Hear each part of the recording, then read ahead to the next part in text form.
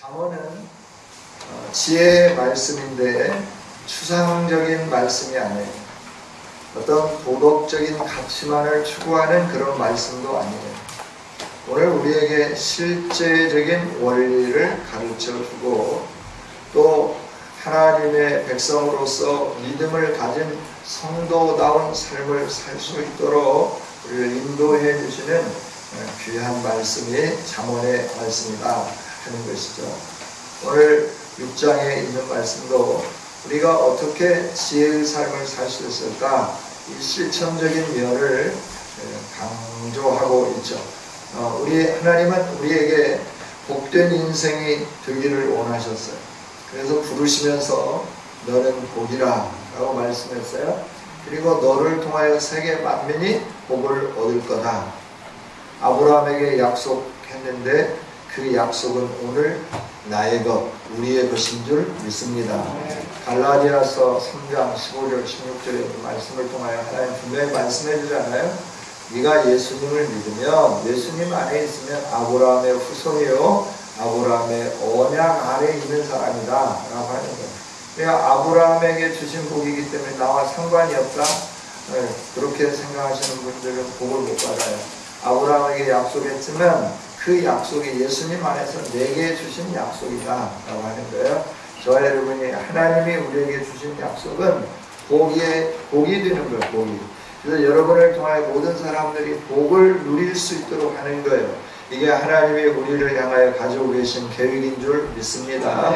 그래서 이 복을 누리고 살아야 되는데 어떻게 하면 우리가 이 복을 누릴 수 있는 지혜로운 사람이 될 수 있을까라고 하는 거예요. 이게 복은 그냥 가만히 있다고 하나님이 약속해 주셨다고 복이 많은 게 아니라 그 약속을 붙잡고 한 걸음 한 걸음 행동으로 옮겨갈 때 그 복이 우리 것이 되어지게 되는 줄 믿습니다. 아브라함에게 찾아오셔서 갈대아 우르를 떠나라, 본토 친척 아비집을 떠나라, 내가 너에게 지시하는 땅으로 가라, 내가 너를 복으로 삼았다, 너를 통하여 모든 사람들이 복받게 하겠다, 그리고 너가 떠나도 내가 너가 살 수 있는 땅을 줄 거고, 너가 아들이 없어도 너의 자녀가 바닷가의 모래알처럼 하늘의 별처럼 무수히 많게 해줄 거다. 그러니 너는 나를 믿으면서 내가 말한 이 말에 응답하면서 순종해라. 이럴 때 아브라함은 갈 바를 알지 못했지만 믿음으로 하나님의 말씀 붙잡고 나갔죠. 그 행동이 하나님께서 의로 여기셨다 말씀해요. 믿음과 함께 행동을 했을 때 하나님이 의로 여기시고 그에게 계속해서 매번 그가 실수할 때마다, 그의 마음이 흔들릴 때마다, 하나님의 약속이 언제 이루어질까 이러면서 불안해할 때마다 그에게 찾아오시고 확증해 주시고 그의 삶을 붙잡아 주셨죠.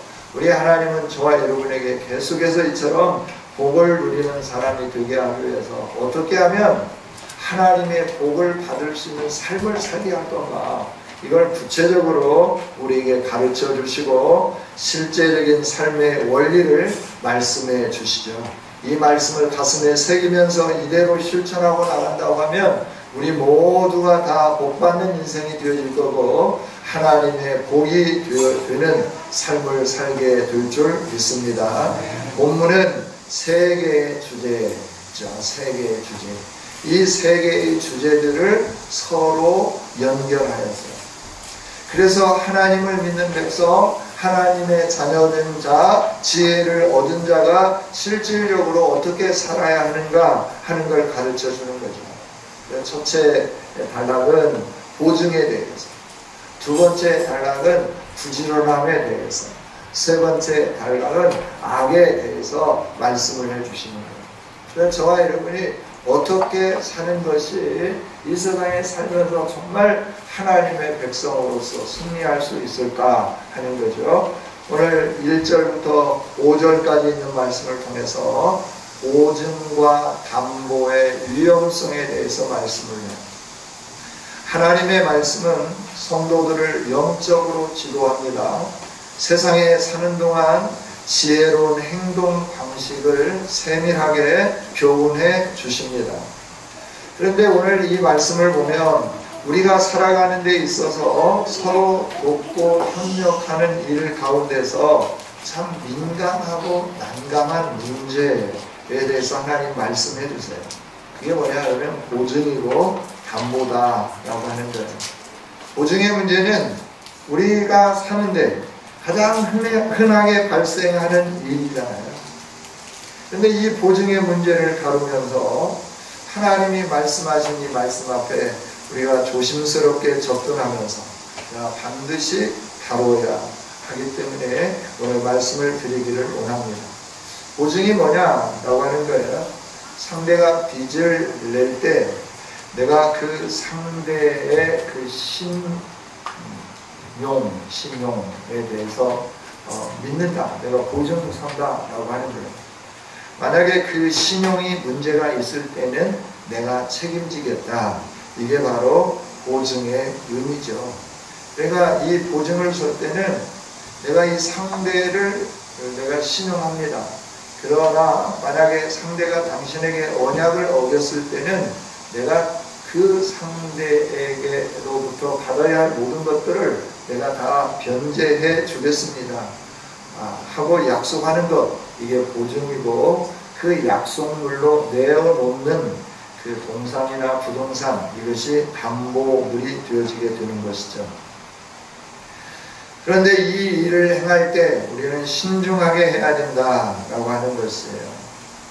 이게 어떻게 신중하게 해야 되냐 그러면 여력이 되지 않는데 자기가 모든 문제를 해결할 수 있는 것처럼 교만하게 보증을 서면 안 된다 하는 거죠.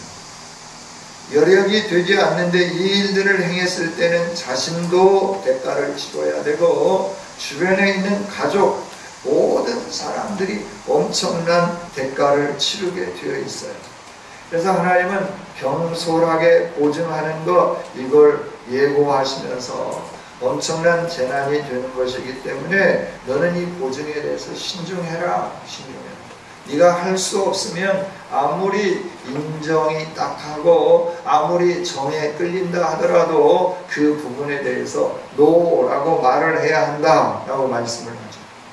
우리는 노라고 말하는 게 참 약해. 그래서 아니다라고 말할 수가 없어. 내가 제대로 못하는데도 불구하고 이렇게 부탁을 하면 예 그러면서 끙끙대고 혼자 하는 이 일들이 얼마나 많은가요? 근데 그게 우리의 스트레스 원인이 되는 거예요.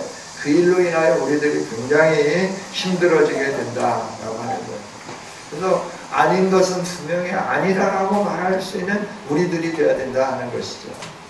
하나님은 그래서 너는 사람으로 더불어 손을 잡지 말고 남의 빚에 보증이 되지 말고, 이 보증을 설 때 고대에는 이 보증을 통하여서 뭔가 또 유익을 얻을 것이라고 생각을 했어요. 그래서 보증을 그냥 아무렇게나 서기도 하고 그랬죠.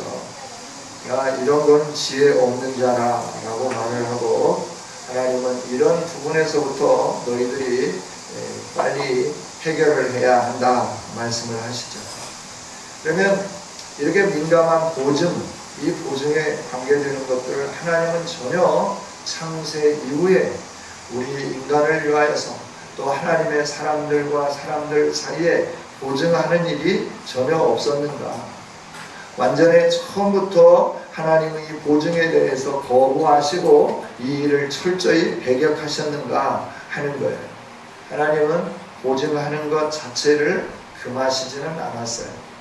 모세 율법을 보면 보증에 대해서 말씀을 하고 있어요.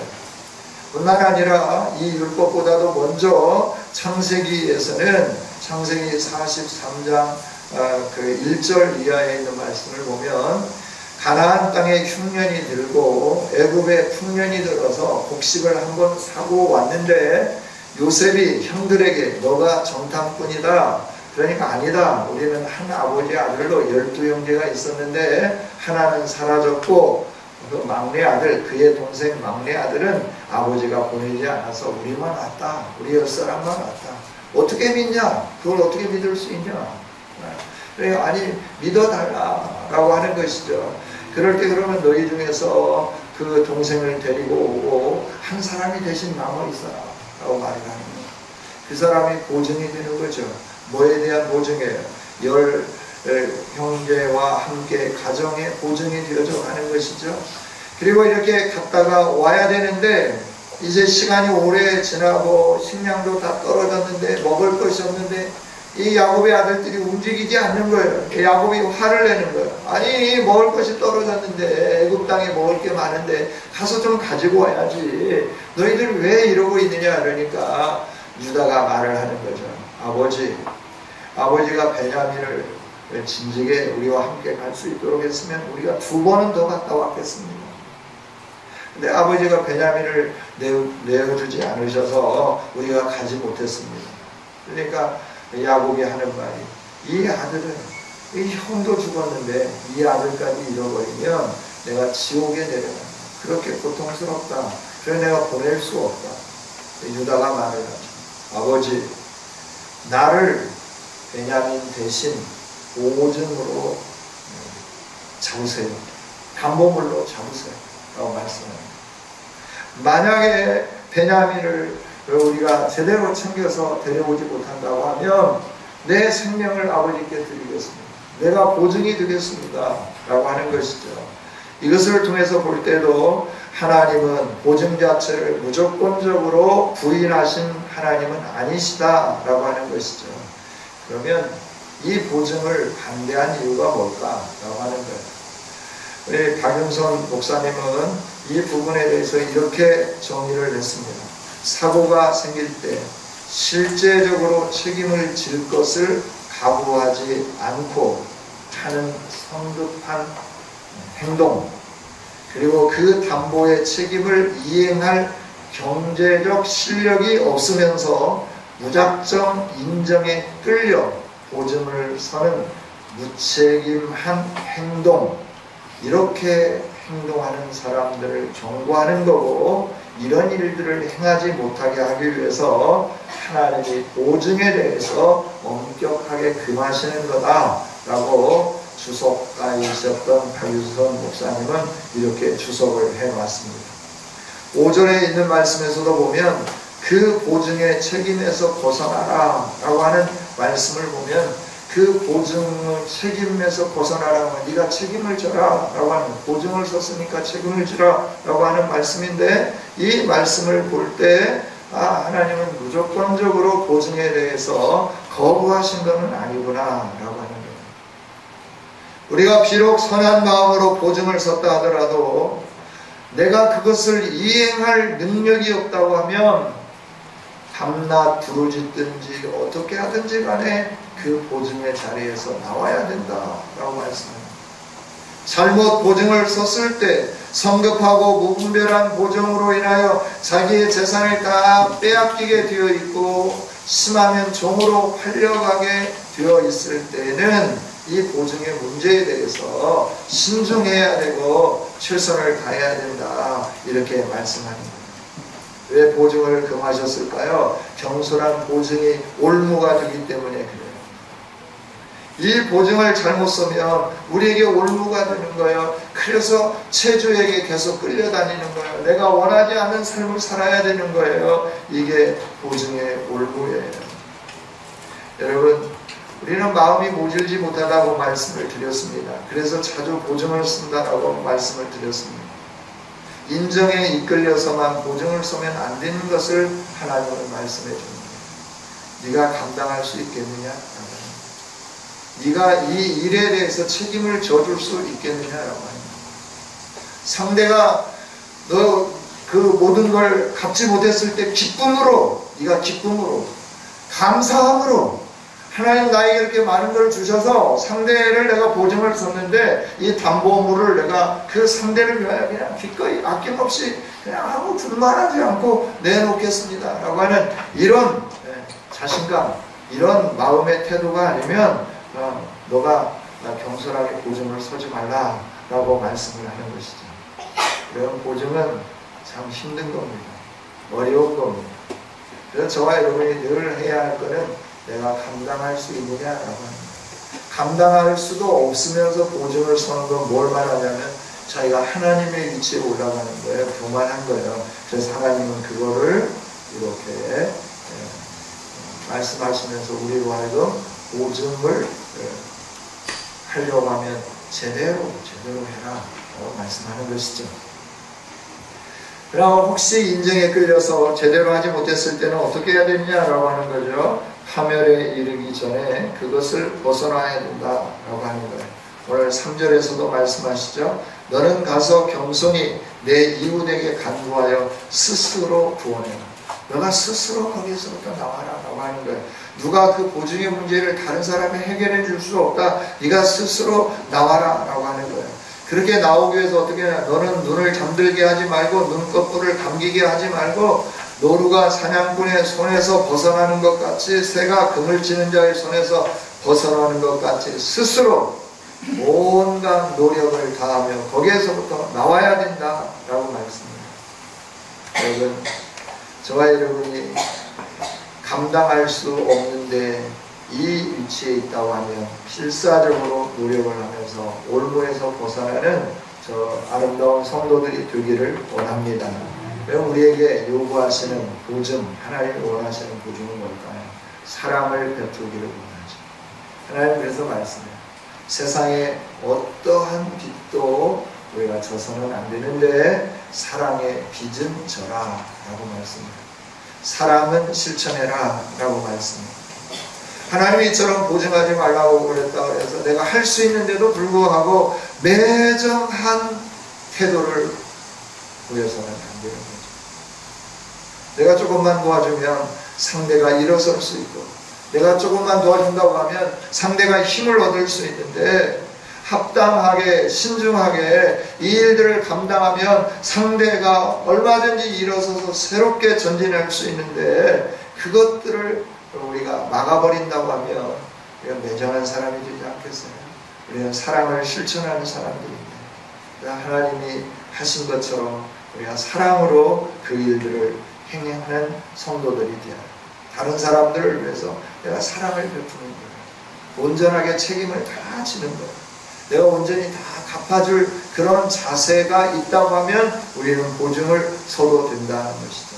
하나님은 저와 여러분에게 구원의 확신을 주시기 위해서 성령으로 우리 안에 내재하게 하시고 그 성령님이 우리의 보증이 되게 해 주신 줄 믿습니다. 따라서 우리도 사랑의 보증인들이 되어야 돼요. 이웃을 위해서 수고하고 또 때로는 위험이 따르고 고통이 따를 수도 있어요. 때때로는 생명이 담보될 수도 있어요.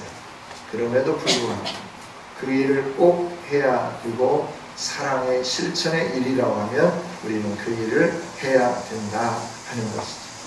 우리가 하나님의 사랑을 받은 자로서 우리를 위하여 자신의 생명을 희생하고 우리에게 더 좋은 언약의 보증이 되어주신 예수님을 닮은 자들로서 우리 인생을 파멸로 끌어가는 가치 없고 경솔한 보증인이 아니라 하나님의 사랑과 생명을 나타내는 일에 용기 있는 믿음으로 행동하는 저와 여러분이 되어지기를 원합니다. 그 다음에 하나님이 원하는 것은 부지런하게 살기를 원합니다.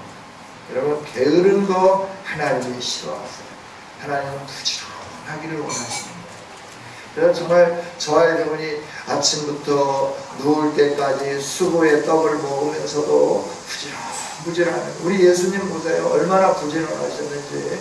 예수님은 하나님이시잖아요. 하나님이 인간의 몸을 입고 이 세상에 오셨잖아요. 그러나 하나님이신 예수님, 그 예수님은 얼마나 부지런하게 사셨는지 아주 눈코 뜰 새 없이 부지런하게 사셨어요.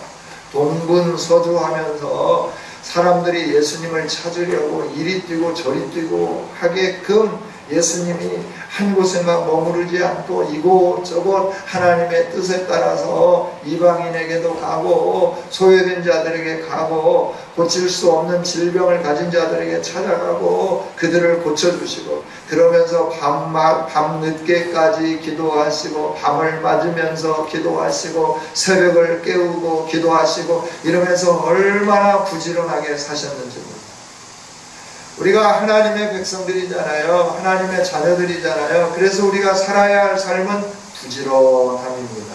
할렐루야. 저와 여러분이 부지런하게 살아요. 게으르면 안 되는 거예요. 그래서 자녀들 방학이라고 해서 아우 뭐 학교 안 가고 그랬는데 늦게까지 자기 놔두지 뭐 이러면 안 되는 거예요. 방학이더라 하더라도 정확하게 부지런하게 삶을 살 수 있도록 계획적인 삶을 살 수 있도록 노는 것도 계획적으로 노는 거예요. 밖에 가서 공놀이 하는 것도 계획적으로 노는 거예요. 잠자는 것도 계획적으로 자는 거예요. 이걸 그냥 놔둬버리니까 아이들이 무계획자가 되는 거예요. 계획이 없는 거예요. 바쁠 때는 그냥 막 바쁘게 서둘러서 이렇게 저렇게 행동하고 그러고 바쁘지 않으면 그냥 늘어질 대로 늘어져서 아침인지 저녁인지 때를 모르면서 계속해서 이렇게 사는 거 하나님이 싫어하신다 하는 거죠. 그래서 오늘 6절에 뭐라고 말씀해요? 같이 한번 읽어보겠습니다. 시작. 게으른 자여 개미에게 가서 그가 하는 것을 보고 지혜를 얻으라. 지혜를 얻으라 라고 하는 거예요. 게으른 거 하나님이 싫어하십니다. 해야 할 때가 있어요. 일어날 때가 있는가 하면 자야 할 때가 있어요. 자야 할 때 자지 않고 뭔가 꿈지럭거리고 일하면 모두가 다 피곤해지는 거예요. 일해야 할 때 일하지 않으면 또 그걸 바라보는 사람들 마음이 굉장히 불편해지는 거예요. 때가 있는 거예요. 기한이 있는 거예요. 그래서 전도서를 통하여 하나님 말씀해 주시는 거예요. 날 때가 있고 심을 때가 있고 거둘 때가 있고 죽을 때가 있고 그런데 거둘 때 그때 가서 심는다고 부지런 떨어야 아무것도 얻지 못하는 것이죠. 여러분 그 때를 알고 저와 여러분들이 해야 되는데 게으른 자들은 뭐냐면 이 때를 모른다라고 하는 거예요. 때를 모른다.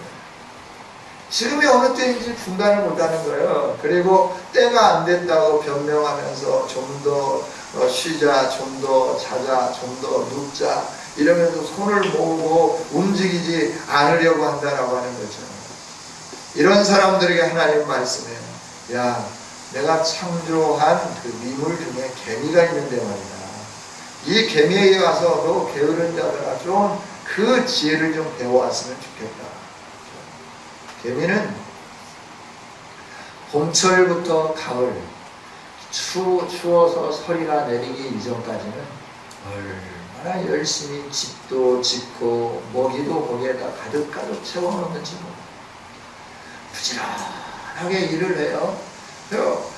개미들이 이렇게 막 뭔가를 물어 날리고 함께 힘을 모아서 나르고 이런 걸 이렇게 옥상에서 가만히 보고 있으면 우리 사람들 같으면 이렇게 감독자들이 줄 서 있을 거 아니에요. 게으르면 왜 이렇게 게으른 게 아니야 좀 빨리 해라 이러면서 막 소리도 치고 똑바로 해 뭐 이렇게 하는 개미들도 서 있어야 되는데 그게 없어요.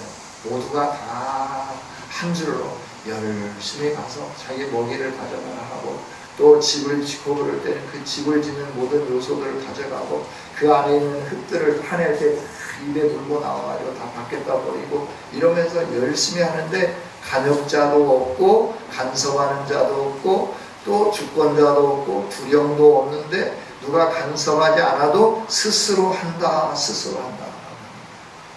미물임에도 불구하고 스스로 하는 거예요. 왜? 하나님이 그렇게 만들어 놓으셨기 때문에. 그러면 그런 것들까지 다 다스리면서 우리에게 그 모든 권한을 주신 하나님이 우리가 게으를 때 얼마나 마음이 불편하시겠어요. 그래서 하나님은 저와 여러분에게 말씀해요. 게으르게 살지 마라. 게으르게 살지 마라. 현재의 삶에 만족하면서 살지 말라. 그리고 예비하는 삶을 살아라. 예비해라라고 하는 거예요. 유비무환이라고 하는 말이 있잖아요. 준비가 있으면 근심할 것이 없어요. 유비무환해야죠. 역사를 보면 인조 때, 선조, 인조 이때 임진왜란이 일어나게 되고 굉장히 힘들잖아요.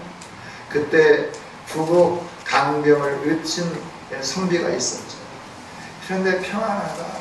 우리 어떻게 올 수 있냐. 우리는 위에 그 중국의 대국도 있고 그런데 뭐 걔네들이 와봤자 우리 그 주국에서 우리를 도와주고 그러면 걔네들은 게임이 안 된다.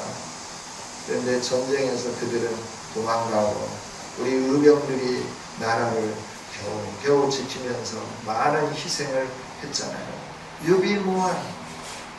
평안할 때, 일을 해야 할 때, 준비해야 할 때 준비했다고 하면 그런 어려움은 없었을 거다라고 합니다. 항상 우리가 준비를 갖춘 아름다운 성도들이 되기를 원합니다. 미래에 대해서도 준비를 해야 돼요. 육신적인 미래도 준비를 해야 돼요. 우리 청소년들 지금 많고 많다, 시간이 많다, 시간이 왜 이렇게 안 가는지 모르겠다 그러면서 맨날 놀려고 하고 게임하고 싶고 돌아가고 싶고 이럴 거예요. 이렇게 살면 미래가 준비가 안 되는 거잖아요. 미래가 준비가 안 되면 어떻게 할까요? 성장해서 하고 싶은 일은 많은데 할 수 있는 실력이 안 갖춰진 거예요. 할 수 있는 실력이 안 갖춰지면 어떻게 할까요? 일을 할 수가 없는 거예요. 그러니까 내가 하고 싶은 일은 못하고 하기 싫은 일을 해야만 먹고 살 수밖에 없게 되는 것이죠. 준비해야 됩니다. 미래는 철저하게 준비하는 사람들에게 그 아름다움을 주는 거예요. 나이 드셨어도 미래의 하나님 나라에 이를 때까지 우리가 준비하면서 가는 거예요. 영적으로도 준비하고 육신적으로도 준비하면서 사는 저와 여러분이 되기를 원합니다. 미래를 예측하면서 어떻게 되어질 것인가. 이 나라에 반드시 통일이 올 건데 통일이 왔을 때 그러면 어떤 일들이 벌어질 건가. 몇 가지 예측 가능한 일들을 가정해놓고 거기에 맞춰서 그러면 내가 그때 가서 무엇을 할 건가? 내가 사업을 한다면 어떤 사업을 할 건가? 내가 옷가게를 한다면 어떤 옷을 갖다가 팔아야 저 북한에 있는 사람들에게 잘 팔 수 있을 건가? 생필품을 판다면 어떤 걸 팔아야 될 건가? 미리 준비하면서 계획하면서 그들이 선호하는 것이 무엇인지를 바라다보면서 그것들을 준비해놓는 것이죠. 예측하면서 가정하면서 이 일들을 행할 때 하나님의 지혜가 필요하잖아요. 우리의 생각대로가 아니라 하나님의 생각대로 준비하면서 이럴 때 갑자기 닥치는 모든 일들에 대해서 우리가 잘 대처해 갈 수 있어요. 능동적으로 대처해 갈 수 있는 거예요. 여러분, 영적인 부분도 마찬가지예요. 종말이 언제 올지 아무도 예측할 수 없어요. 우리 개인의 종말은 더더욱 그래요. 우리 개인이 나 건강하니까 내일도 건강하게 일어날 거다. 그건 내 생각이에요. 하나님은 우리 건강에 대해서, 생명에 대해서 말씀해 주시지 않았어요. 하나님이 허락해 주신 때까지만 우리가 살 수 있게끔 됩니다. 언제 주님이 부르실지 모르는 이 육체를 가진 우리들이 영적인 부분을 잘 준비해야 된다라고 하는 거예요. 내가 하나님 앞에 오늘이라도 지금이라도 나를 부르신다고 하면 내가 하나님 앞에 설 수 있도록 모든 일을 준비하면서 살아야 된다는 것이죠.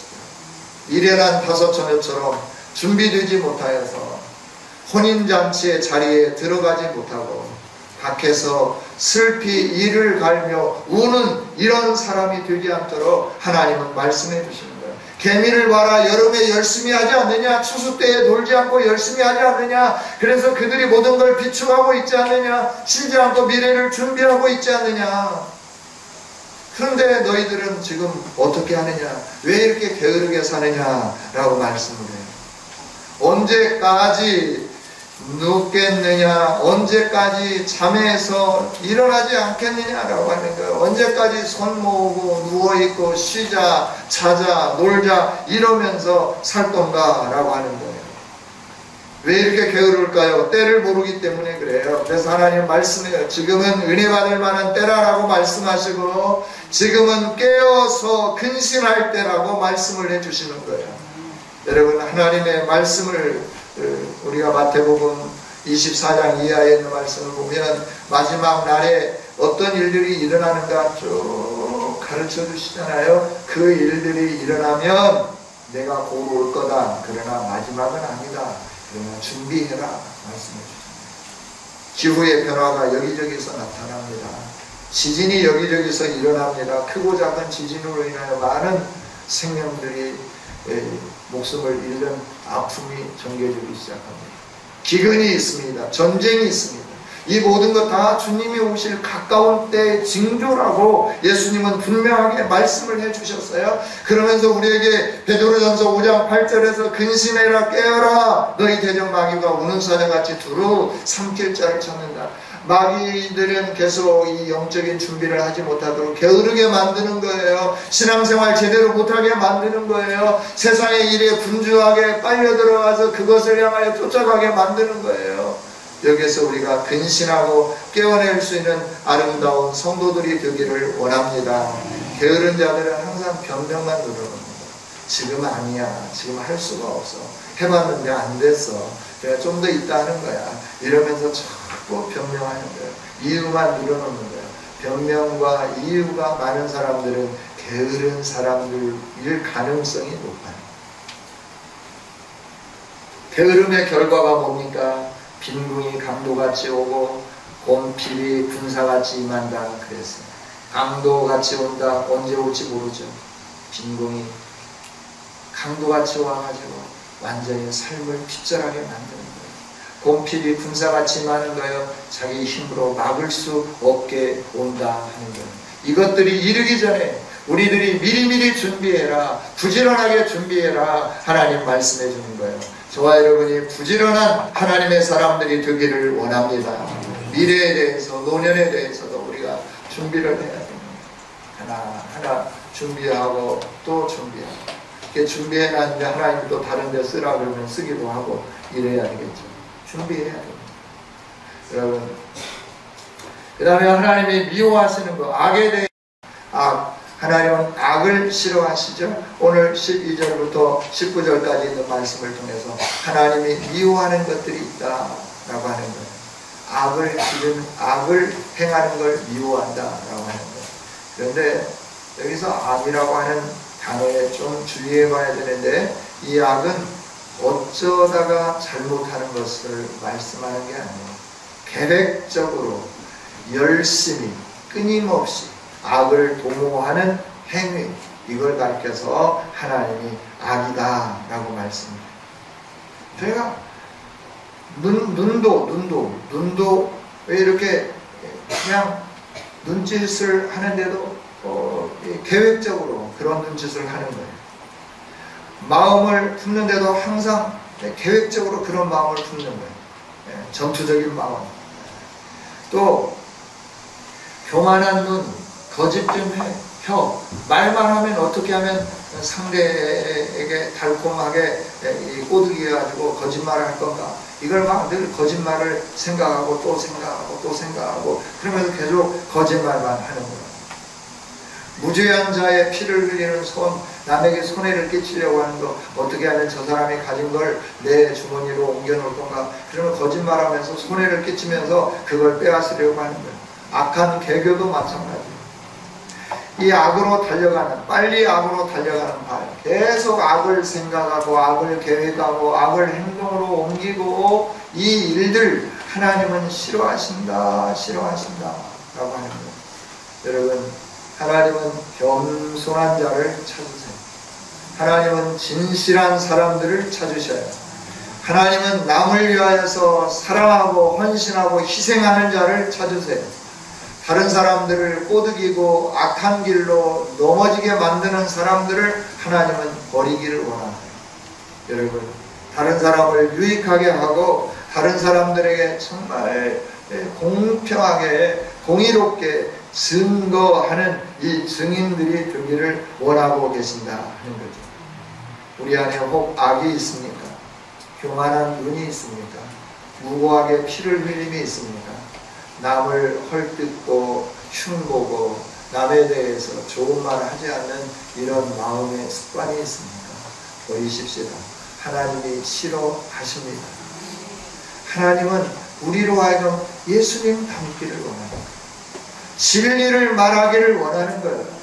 죽음을 눈앞에 두고도 진리를 선포하는 거예요. 거기에서 조금 그 어려움을 외면하기 위해서 거짓말하고 그냥 속이고 이런 삶을 살기를 원치 않는 거예요. 내가 손해를 봐도 진리는 진리예요. 힘의 논리에 의존하지 않는 거예요. 이렇게 교만하고 악을 행하고 회개를 꾀하고 망령된 증거를 하고 무고한 자의 피를 흘리는 이런 삶, 거짓된 혀, 이런 삶을 사는 사람들은 어떻게 되느냐 하면 하나님의 미움을 받고 반드시 패망하게 되는 거예요. 16절 같이 한번 읽어보겠습니다.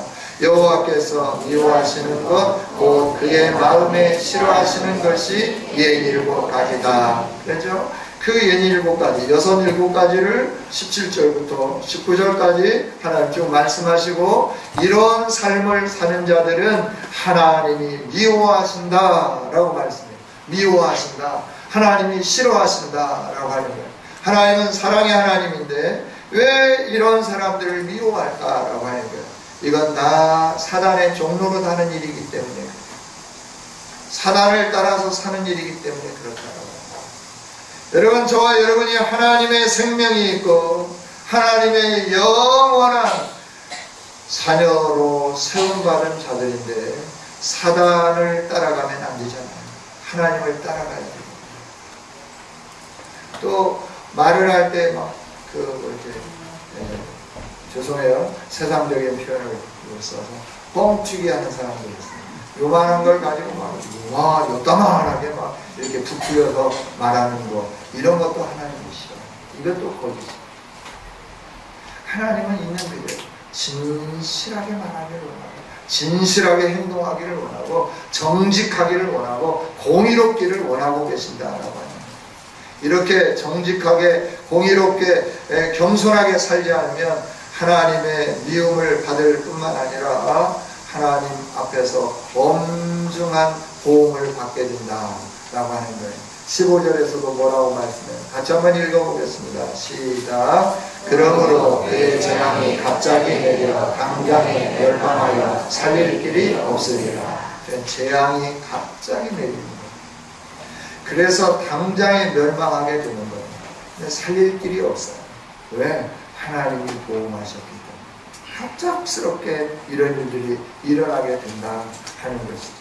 성도 여러분, 하나님은 저와 여러분에게 지혜로운 자, 복을 누리는 자가 되기를 원해요. 그래서 다른 사람들이 힘들어할 때 사랑으로 돕는 이런 삶을 살기를 원해요. 도울 힘이 없으면서도 거만하게 자기가 보증서 주겠다고 이렇게 큰 소리 치는 거, 이런 거 원치 않으신다라고 하는 거예요. 내가 너에게 준 만큼 네가 너의 것을 가지고 너가 이웃을 향하여 그걸 도울 수 있는 이런 사랑의 실천자가 되어라. 그리고 부지런한 자가 되어라. 악을 싫어하는 자가 되어라 라고 말씀을 해주시는 거죠. 하나님 말씀하신 이 말씀을 가슴에 새기면서 겸손과 진리와 사랑으로 예수님 닮은 저와 여러분이 되어지기를 원합니다. 근데 이렇게 살고 싶은데 우리 힘으로는 안 되잖아요. 그래서 기도하자라고 하는 거예요. 성령의 능력이 아니면 안 되는 거예요. 한 가지만 더 말씀드리고 마치겠습니다. 예수님이 베드로와 요한과 야고보를 데리고 변화산에 올라가셨어요. 그 나머지 제자들은 밑에 있었어요. 9명이. 근데 한 사람이 자기 아들을 데리고 왔어요. 간질에 넘어져요. 불에도 넘어지고 물에도 넘어지고, 넘어져서는 안 될 곳에 막 넘어지고 막 난리를 치는 거예요. 그래서 예수님이 제자들에게 데리고 왔어요. 고침을 받을까 하고. 근데 제자들이 여러 가지 일들을 했는데 안 됐어요. 예수님이 보니까 문제가 생길 것 같아요. 무슨 문제냐? 그래서 해결을 해 주셨어요. 그러고 난 다음에 제자들과 함께 저녁에 조용히 집에 들어갔을 때 제자들이 묻는 거예요. 선생님, 우리는 왜 온갖 오두방정을 다 떨었는데 아무 일도 일어나지 않았습니까? 예수님 어찌 이런 일을 단번에 하실 수 있습니까? 예수님 말씀하시죠. 기도 외에 다른 것으로는 이런 우가 나갈 수 없습니다. 능력은 오직 기도로부터 저와 여러분에게 주어지는 줄 믿습니다. 할렐루야. 예수님 답이 명확하잖아요. 기도 외에 능력이 우리 안에 주어질 수가 없어요. 우리가 어떻게 예수님 닮은 삶을 살 수 있겠습니까? 우리가 어떻게 하나님 주신 말씀을 지키면서 복이 될 수 있겠습니까? 다른 일 많이 있겠지만 하나님 앞에 겸손하게 엎드려 기도하는 일인 줄 믿습니다. 이제 우리 다 같이 일어나서 마음을 합하여 새벽을 함께 깨우며 새롭게 전진해 갔으면 좋겠습니다. 2학기를 시작하는 9월 첫날부터 2주간 동안 하나님 앞에 총진군하면서 유치부부터 시작해서 노년에 이르기까지 새벽을 깨우면서 하나님 얼굴을 구함으로 능력을 받는 저와 여러분이 되어지기를 원합니다. 사무엘이 사무엘을 들 수 있었던 거 여호와 전에서 성막 궤 앞에서 찾잖아요. 그리고 하나님의 은혜를 누렸잖아요.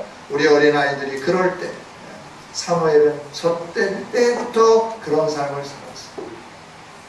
우리 아이들 어리다고 아직은 안 된다고 좀 더 커서 해야 된다고, 아니요, 훈련은 어릴 때부터 해야 됩니다. 우리에게 권고해 주신 말씀 가슴에 새기면서 하나님의 지혜로 하나님의 뜻에 합당하게 살 수 있도록 기도로 전진해가고, 또 하나님 주시는 지혜와 능력을 가지고 한 주간에도 한 주간 동안도 승리하는 우리 모두가 다 되어주시기를 주님의 이름으로 축복합니다. 기도하겠습니다. 하나님 감사합니다. 오늘 하나님께서 우리들에게 지혜로운 자가 살아가는 실제적인 교훈을 허락해 주셔서 감사합니다. 이 말씀 가슴에 새기면서 이 교훈대로 실천하여서 우리 모두가 다 하나님이 주시는 복을 누리는 복의 사람들이 되어지게 하여 주옵소서. 하나님, 모레부터 시작되는 이 전교회 총진군 새벽기도에 은혜 베풀어 주시고, 유치부부터 시작해서 노년에 이르기까지 새벽에 잠을 깨워주시며 함께 모여 기도함으로 하나님 주시는 능력을 덧입어 이 세상을 이기게 하여 주시고 하나님이 주시는 복을 누리는 우리 모두가 다 되게 하여 주옵소서. 예수님 이름으로 기도하옵나이다.